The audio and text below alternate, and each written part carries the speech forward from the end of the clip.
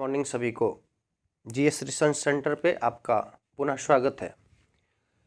दोस्तों, अभी हम इस आवर में विज्ञान एवं प्रौद्योगिकी के ऊपर बात करने वाले हैं, साइंस एंड टेक्नोलॉजी। इसके पहले हमारा सामान्य परिचय इस विषय में हो चुका है। आज हम उसी सिलसिले को आगे बढ़ाते हुए क्रमवार रूप से आगे बढ़ेंगे। हमारी शुरुआत होगी प्राचीन भारत से। प्राचीन काल में हमारे देश भारत का विज्ञान और प्रौद्योगिकी के क्षेत्र में क्या उपलब्धियां रही हमारे पूर्वजों की, उस पर बातें होने वाली है। इससे पहले कि हम बातें करना विज्ञान और प्रौद्योगिकी के ऊपर प्रारंभ करें, पहले थोड़ा सा इसके हम बेसिक जानकारी को देख लेते हैं। हालांकि इसके पहले वीडियो में इसका उल्लेख किया गया है, इस पे बातें हुई है। फिर भी जो लोग नए व्यूअर हैं या जो लोग नए सब्सक्राइबर हैं, उनको पिछले वीडियो से लिंक करने के लिए मैं 2 मिनट का समय लेते हुए पुनः लिंक करके आगे निकलूँगा।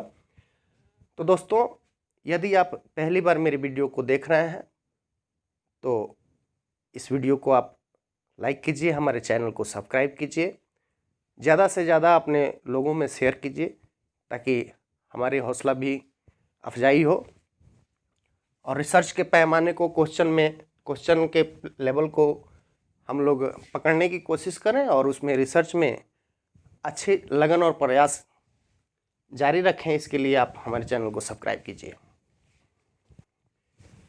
तो दोस्तों, बात हो रही थी साइंस एंड टेक्नोलॉजी की। लाइटिंग का प्रॉब्लम, कीड़े परेशान किए हैं। साइंस का बताया कि ये साइंटिया शब्द से बना है। ये साइंटिया वर्ड जो है लैटिन की भाषा की है। क्या है? लैटिन भाषा के सेंटिया शब्द से इसकी उत्पत्ति हुई है और सेंटिया का मतलब होता है टू नो, यानी कि जानना। क्या होता है? जानना, है ना। तो आपको बता दें कि साइंस लैटिन शब्द का जो लैटिन भाषा के साइंटिया शब्द से बना है साइंस, तो इसका मतलब होता है टू नो, यानी कि जानना। आपको बताया जाए कि विज्ञान किसी भी विषय के संदर्भ में प्रायोगिक विश्लेषण के आधार पे, यानी कि प्रायोगिक विश्लेषण के फलस्वरूप जो ज्ञान, जो डाटा हमको मिलता है, उसे ही हम विज्ञान कहते हैं। और आपको बता दें कि कोई भी विज्ञान पहले व्यवहारिक विज्ञान बनता है और वही विज्ञान प्रयोग और अनुप्रयोग में जब ला दिया जाता है तो वो टेक्नोलॉजी यानी कि प्रौद्योगिकी बन जाता है। तो आपको बताएं कि प्रौद्योगिकी को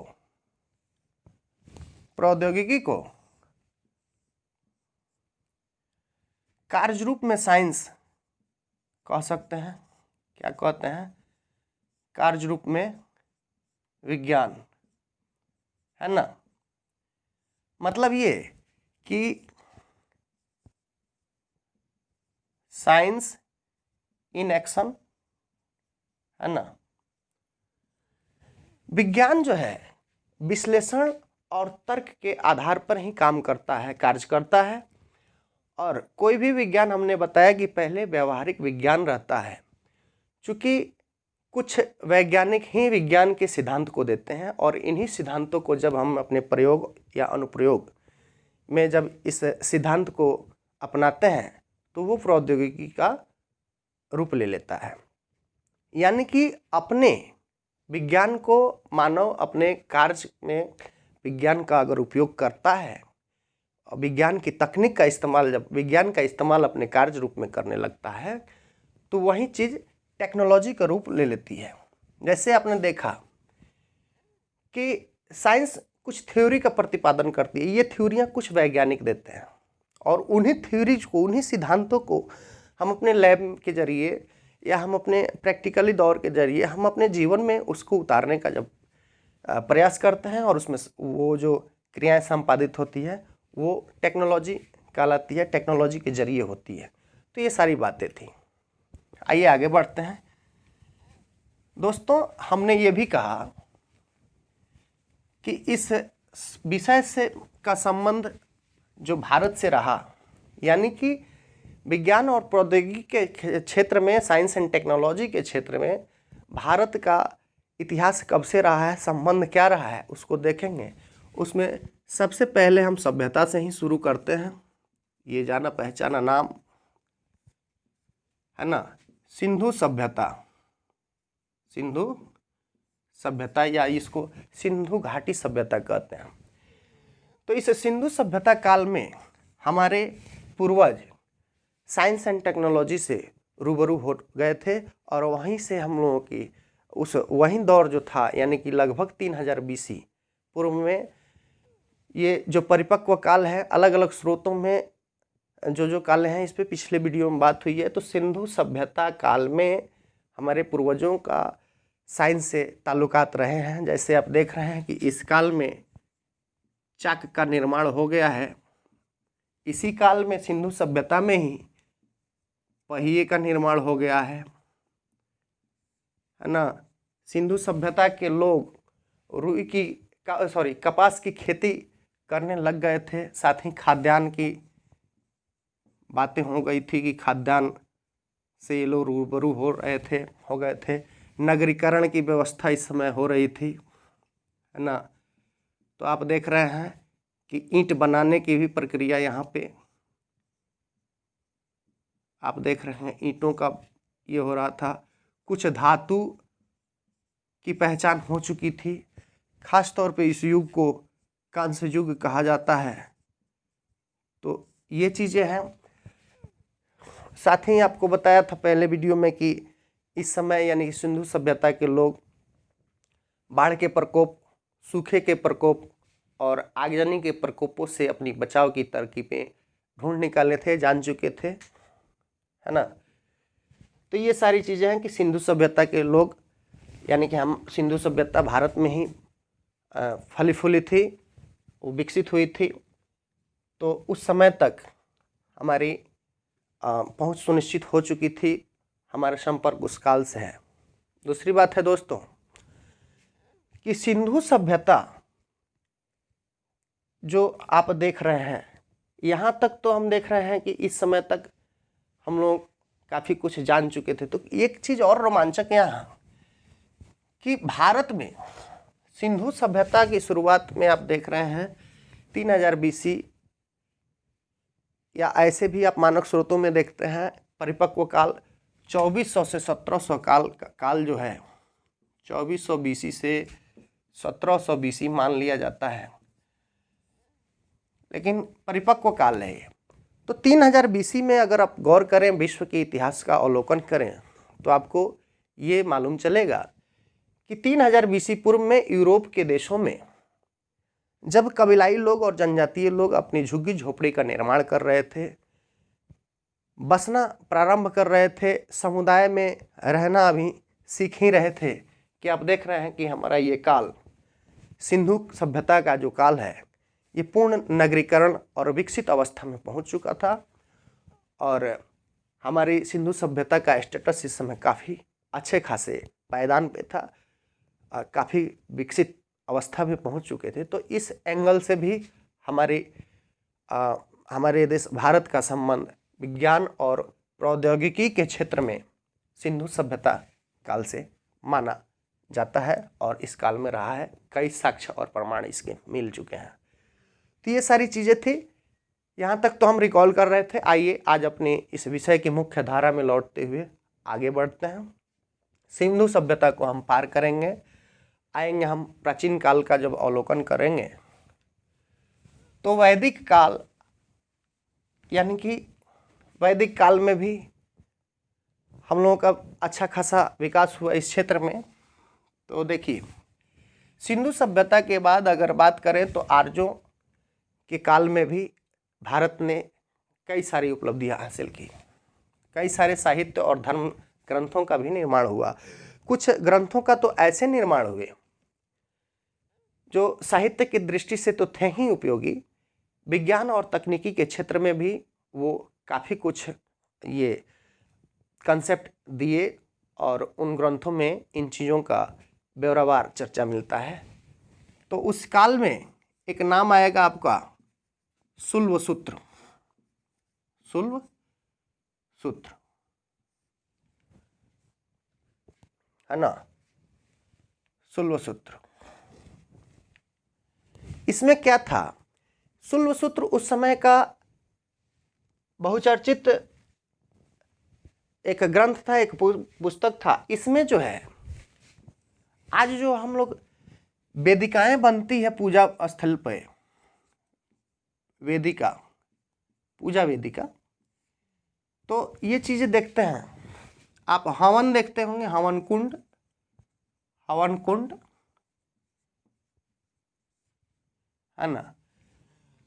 तो शुल्ब सूत्र में आज जो हमारे पूजा की वेदिकाएं बनती हैं, जैसे आप देखते होंगे दुर्गा पूजा, महायज्ञ, या और कई हिंदू धर्म में हमारे जो पूजा स्थली पे हवन कुंड का आकार लिया जाता है या फिर वेदिकाएं बनाई जाती है। कुछ डोरियों का उपयोग होता है, कुछ मापन पैमाना देखा जाता है। उस समय पंडित लोग या आचार्य जो भी होते हैं वो लोग मेजरमेंट के जरिए अपने हवन कुंड का निर्माण करते हैं। तो ये चीज़ें उस समय शुरू हो चुकी थी। उस पुस्तक में ये सारी चीज़ें, डोरी मापन की व्यवस्था भी इसमें थी और उसी आधार पर वेदिकाएं, हवन कुंड या फिर और चीज़ें का। यहाँ आप बता दें कि ज्यामिति की शुरुआत मानी जाती है, ठीक है, इसी सूत्र से माना जाता है। तो ये सारी चीज़ें हैं, ये उस काल में हुआ। आगे बढ़ेंगे तो अब कई ऐसे विद्वान, कई ऐसे शोधार्थी उस समय अपना अपना विचार और अपने अपनी मत और धारणाएं दिए। उस क्रम में जब हम आगे बढ़ेंगे तो उभर के एक नाम आएगा, बड़ा ही अच्छा नाम है, वराहमिहिर। क्या, सॉरी, वराहमिहिर को देखना शुरू करें, देखेंगे, इनको भी देखेंगे, लेकिन इनके पहले बारी आएगी आर्यभट्ट की। आर्यभट्ट की। तो आइए हम पहले आर्यभट्ट पे बात कर लें, फिर हम वराहमिहिर पे पहुंचते हैं। ये बहुत बड़ी शख्सियत आर्यभट्ट। तो थोड़ा आप यहाँ से लिखना शुरू करेंगे आर्यभट्ट में। आर्यभट्ट ने सबसे पहली बात दोस्तों कि आर्यभट्ट ने एक ग्रंथ दिया। आर्यभट्ट का लिखा हुआ ग्रंथ का नाम है आर्यभट्टियम। क्या? आर्यभट्टियम। इन्हीं के नाम पे, इन्हीं के ग्रंथ का नाम है। आर्यभट्ट ने आर्यभट्टियम लिखा। इसकी विशेषता बता दें कि आर्यभट्टियम में 121 श्लोक है। कितना? 121 श्लोक इस आर्यभट्टियम में है। और इस श्लोक के माध्यम से, इस आर्यभट्टियम में आर्यभट्ट ने कई खगोल विषयक सिद्धांत दिए, कई खगोल विषयक परिभाषा दिए हैं। तो ये हो गया खगोल विषयक, आप देख पा रहे हैं, परिभाषाएं इन्होंने दी, है ना। इतना ही नहीं, खगोल विषयक परिभाषा दिए, साथ ही इन्होंने नक्षत्रों की, किसकी? नक्षत्रों की सही गणना करने की, सही गणना करने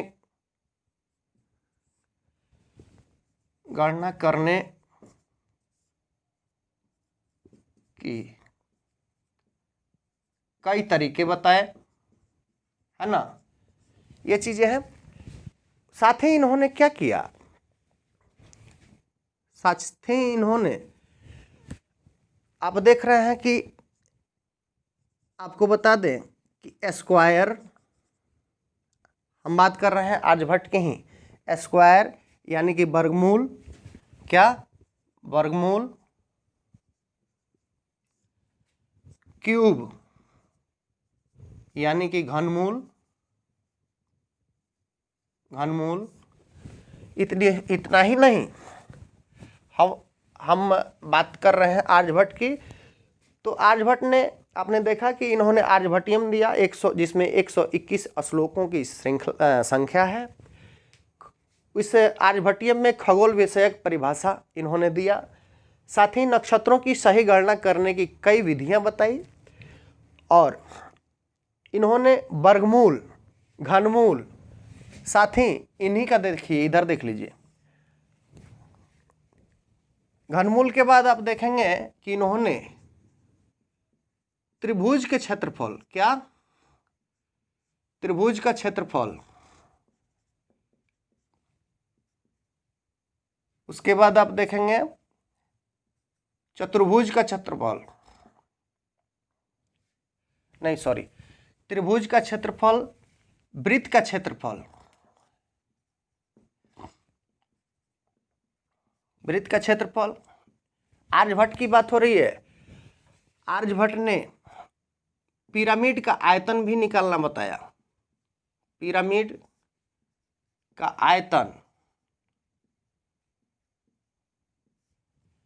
है ना, ये चीजें हैं।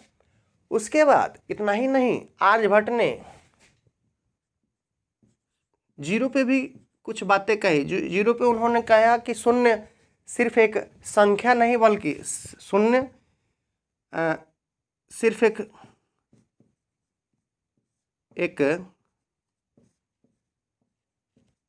संख्या ही नहीं, बल्कि वो एक संकेत भी है। क्या है? संकेत, या वो एक चिन्ह भी है। तो यही सारी चीजें हैं, है ना। आर्यभट्ट को देखें तो आप देख रहे हैं कि उस काल में आर्यभट्ट ने इतनी चीज़ों की बातें कह दी थी। बातें थमने वाली नहीं है, चूँकि हम आज 21वीं सदी के दौर में पहुंच चुके हैं। तो आर्यभट्ट के आगे भी हम लोग बात करने वाले हैं दोस्तों। आइए हम उन पर बात करते हैं।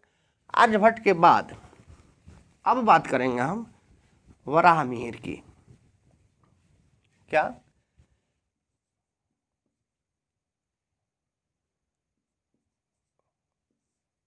वराहमिहिर, ये बड़ी शख्सियत। सबसे बड़ी बात कि इन्होंने दो चीज़ों की रचना की। एक तो किए ये बृहद संहिता, क्या किए? बृहद संहिता।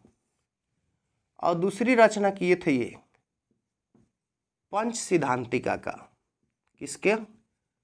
पंच सिद्धांतिका का। तो ये दोनों चीज़ें इन्होंने किया क्या कि आप देख रहे हैं पंच सिद्धांतिका में बृहद संहिता पे हम पहले बात कर लेते हैं, फिर हम पंच सिद्धांतिका पे बात कर लेंगे। बृहद संहिता की बात करें तो बृहद संहिता में इन्होंने, बृहद संहिता में सूर्य और चंद्रमा की गति,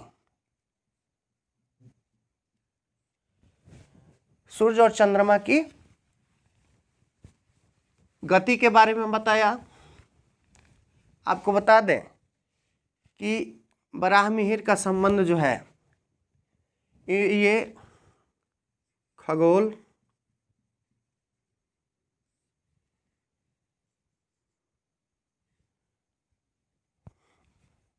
है ना, भूगर्भ विज्ञान, भूगर्भ, जल विज्ञान और पर्यावरण विज्ञान, है ना, इनमें योगदान दिए थे वराहमिहिर। और आपको बता दें कि ये तो बात हो गई बृहद संहिता की, है ना, कि सूर्य और चंद्रमा की गति के बारे में इन्होंने बताया। खगोल और भूगर्भ विज्ञान, खगोल विज्ञान, जल विज्ञान और पर्यावरण विज्ञान में इन्होंने अपना अभूतपूर्व योगदान दिया और कई चीज़ें हमारे सामने लाया और रखा, जिसे हम आज भी फॉलो कर रहे हैं। इन्हीं की एक बुक और है, एक ग्रंथ जिसका नाम हमने बताया कि इसको पंच सिद्धांतिका के नाम से जानते हैं, है ना। इसमें इन्होंने क्या किया है वो देखिए। पंच सिद्धांतिका में वराहमिहिर ने पंच सिद्धांतिका के जरिए इन्होंने क्या किया है कि शून्य पे जो बातें कही हैं, तो शून्य और ऋणात्मक, क्या ऋणात्मक संख्या के प्रयोग के बारे में बताया, के प्रयोग के बारे में इन्होंने बताया, है ना। साथ ही इन्होंने बीजगणितीय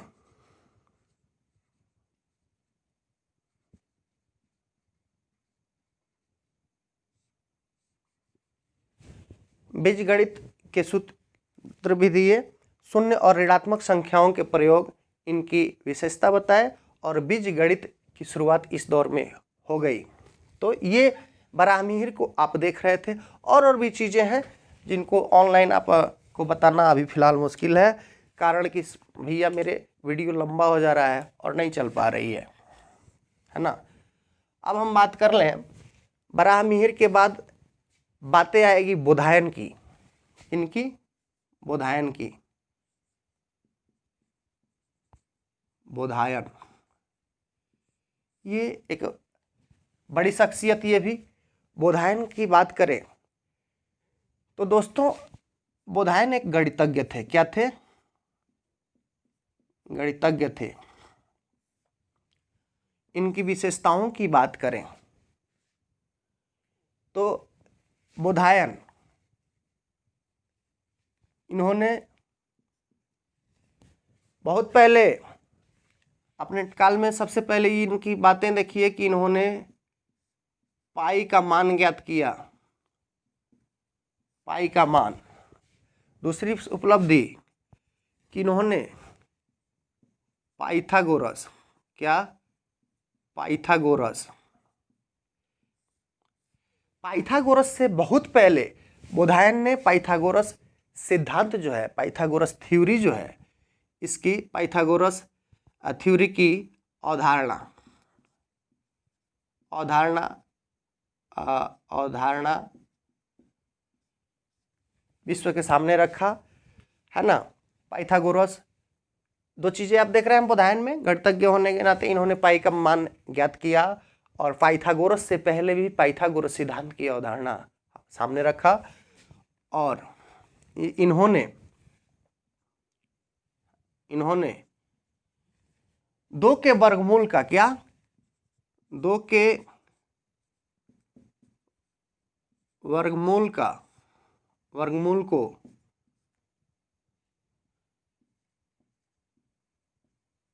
दशमलव के, इसी का है, दशमलव के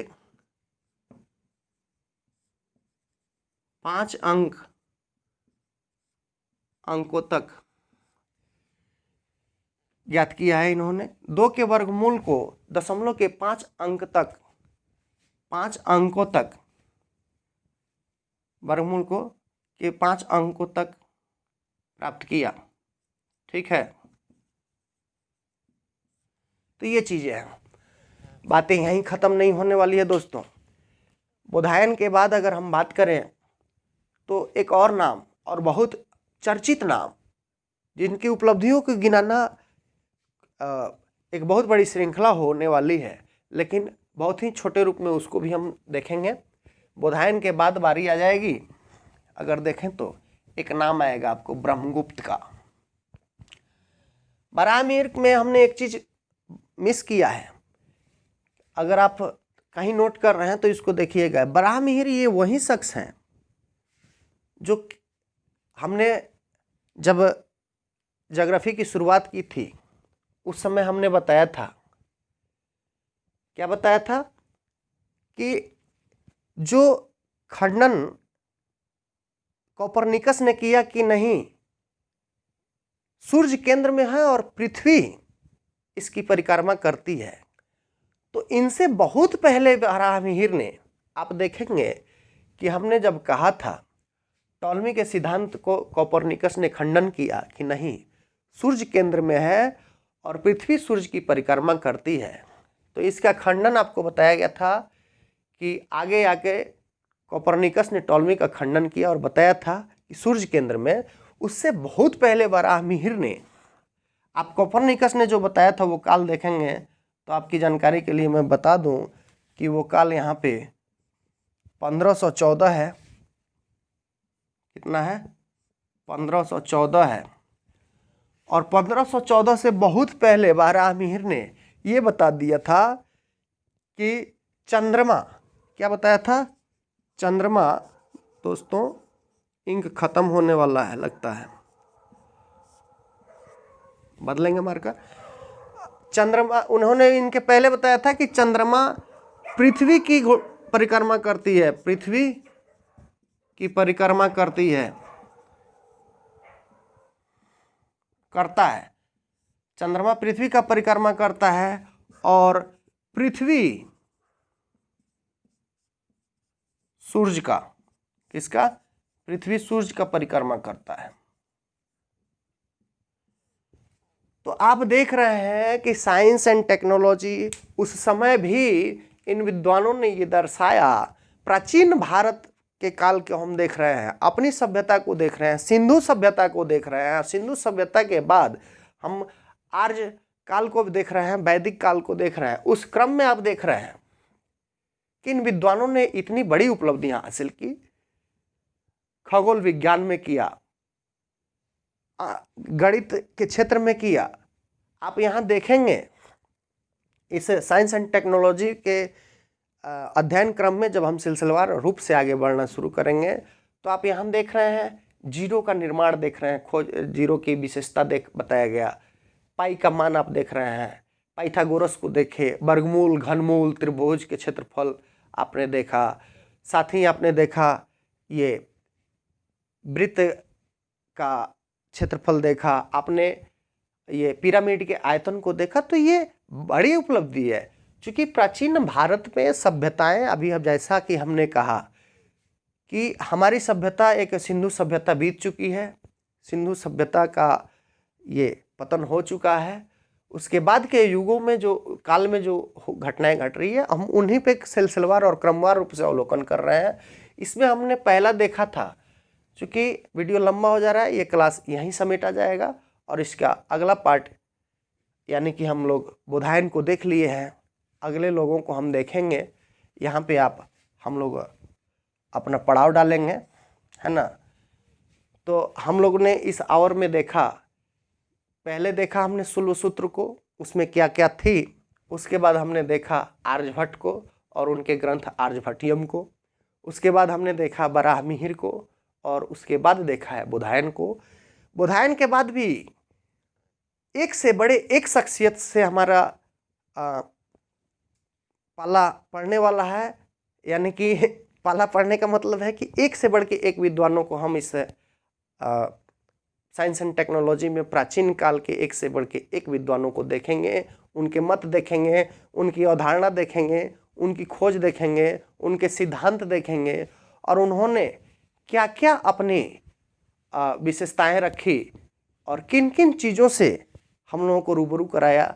और वैसे भी चीज़ों को देखेंगे जो उस सदी में प्राचीन काल में जो थ्योरियाँ दी गई, उन थ्योरी को आज मॉडर्न टाइम में, यानी कि जो 5 ईसा पूर्व पहले से लेकर, ये भी देख रहे हैं आपकी।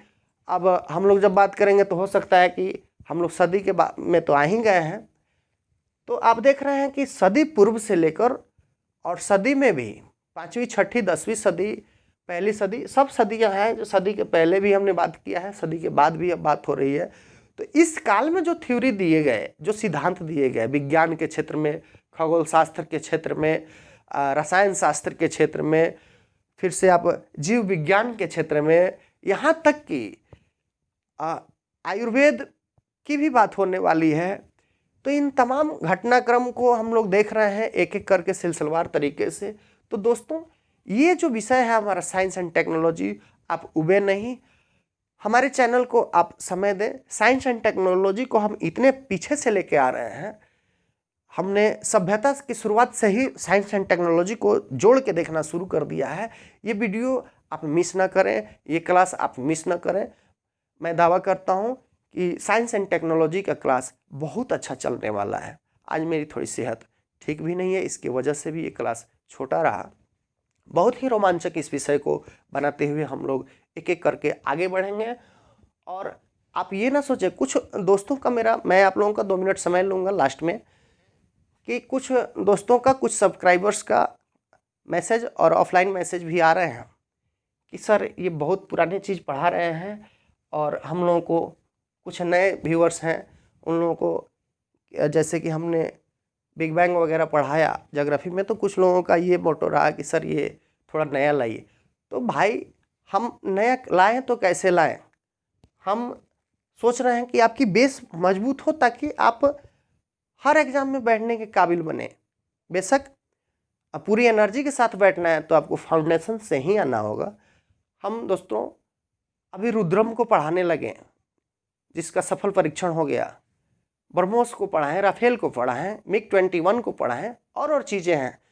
आप हमारे चैनल को, हमें आप समय दीजिए, हम आपको एक से बढ़ के एक जीएस यहाँ से निकाल के देंगे।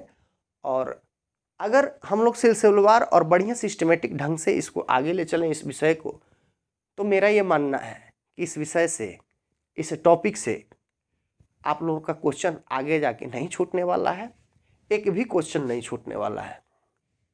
तो यही सारी बातें हैं। इसका अगले पार्ट में दोस्तों हम बोधायन से आगे की सफ़र तय करेंगे। हम लोग शुरुआत करेंगे लगभग 5वीं-6ठी सदी या 2री-3री सदी से, यानी कि बोधायन के आगे हम इसके बारे में बात करेंगे। तो दोस्तों फ़िलहाल वीडियो लंबा होगा, तो फ़िलहाल दीजिए मुझे इजाज़त। अगले वीडियो तक के लिए धन्यवाद।